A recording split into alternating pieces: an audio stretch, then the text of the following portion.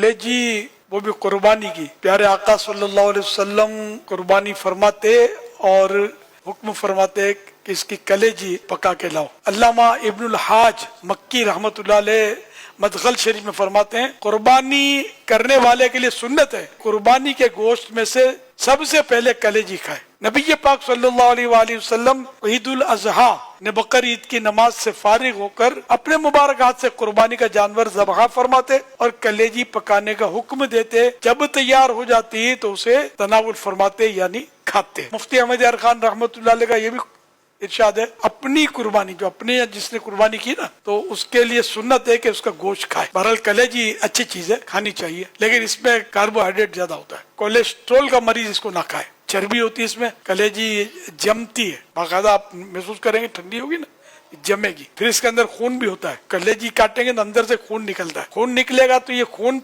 है पाक, लेकिन खाना इसका दुरुस्त नहीं है, खा नहीं सकते इसको। कलेजी जो है ये हर एक को माफी नहीं आती।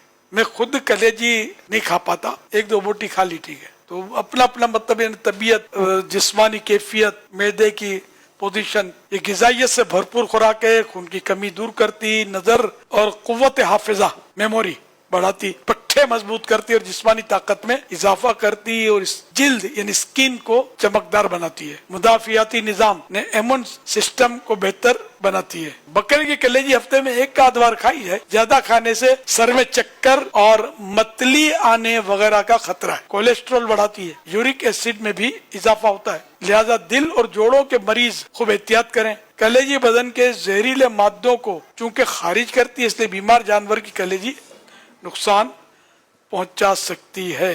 और जो खवातीन उम्मीद से हों उनको कलेजी से परहेज करनी है। और गाय की कलेजी के भी कम और बेश इसी तरह के फवायद व नुकसानात हैं।